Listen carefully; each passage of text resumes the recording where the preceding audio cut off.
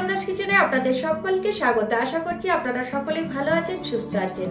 একটি রেসিপি নিয়ে আপনাদের কাছে চলে এলাম। এখন শীতকাল, আর শীতকালে নতুন ছোট আলু বাজারে কিন্তু ভালোই পাওয়া যায়। সবাই কিন্তু এই ছোট আলুর দম আমরা বাড়িতে প্রায়শই বানিয়ে থাকি।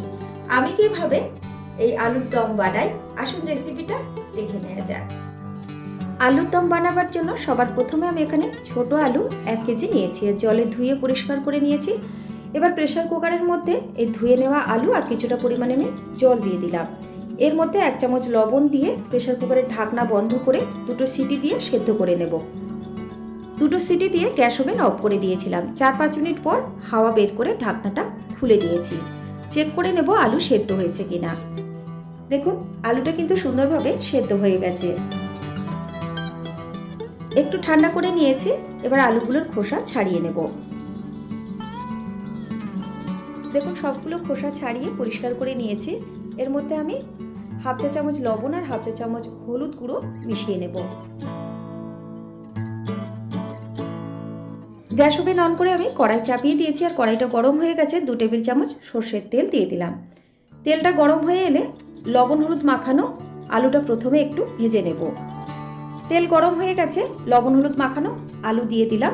বেশিক্ষণ ধরে ভাজার দরকার হবে না, মিনিট 2 মতো ভেজে নেব। মিনিট 2-3 ধরে ভেজে নিয়েছি। ভেজে নেওয়া আলু একটা বোলের মধ্যে তুলে নিচ্ছি।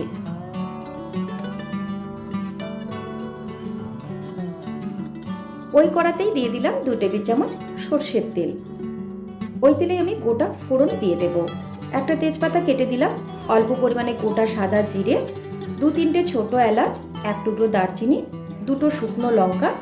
ফোড়নটা যখন একটু ভাজা ভাজা হয়ে আসবে, দেখবেন একটা সুন্দর গন্ধ বেরোবে, তখন দিয়ে দিতে হবে টমেটো পেস্ট বা কেটে রাখা টমেটো। আপনারা এই সময় একটু হিংও দিতে পারেন। ফোড়ন থেকে বেশ সুন্দর একটা গন্ধ বেরোচ্ছে, দিয়ে দিলাম টমেটো পেস্ট।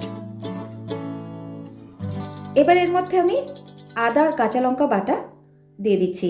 1 চামচ আদা বাটা দিলাম, 1 চামচ কাঁচা লঙ্কা বাটা। ঝালটা যে যেমন আপনারা খেতে পছন্দ করবেন সেই বুঝে অ্যাড করবেন। এবার একটা বাটিতে আমি গুঁড়ো মশলা একটু জল দিয়ে একটা মিশ্রণ তৈরি করে নেব। ধনে গুঁড়ো আর জিরে গুঁড়ো 1 চা চামচ করে নিলাম, হলুদ গুঁড়ো 1 চা চামচ, কাশ্মীরি লঙ্কার গুঁড়ো 1 চা চামচ। এবার এর মধ্যে আমি সামান্য জল মিশিয়ে নিলাম।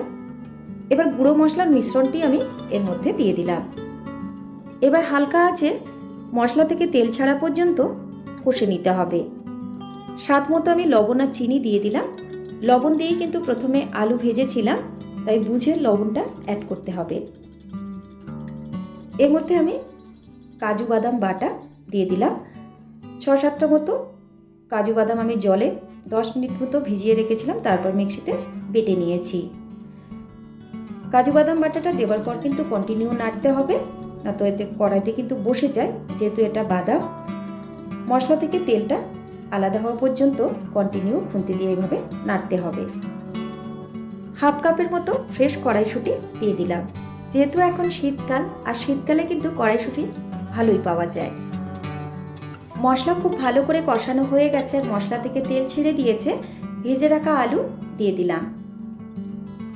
প্রায় 4-5 মিনিট ধরে আমি কষে নিয়েছি, আর আপনারা দেখেই বুঝতে পারছেন কষানোটা কিন্তু খুব ভালো মতো হয়ে গেছে। এর মধ্যে আমি ফুটন্ত গরম জল পরিমাণ মতো দিয়ে দিচ্ছি, আমার যতটা গ্রেভির প্রয়োজন। আমি সবসময় রান্নার মধ্যে চেষ্টা করি গরম জল ব্যবহার করার। গরম জল যদি রান্নার মধ্যে ব্যবহার করা হয়, রান্নার টেস্টটা কিন্তু শতগুণে বেড়ে যায়, আর খুব দ্রুত রান্না হয়ে যায়। এবার আমি একটা ঢাকা দিয়ে ঢেকে মিনিট 2-3 মতো রান্না করে নেব। মিনিট 2-3 মতো রান্না করে নিয়েছি।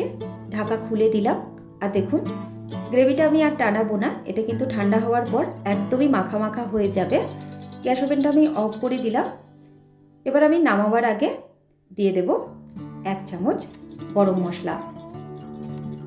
শাহি গুঁড়ো গরম মশলা 1 চামচ ওপর থেকে ছড়িয়ে দিলাম।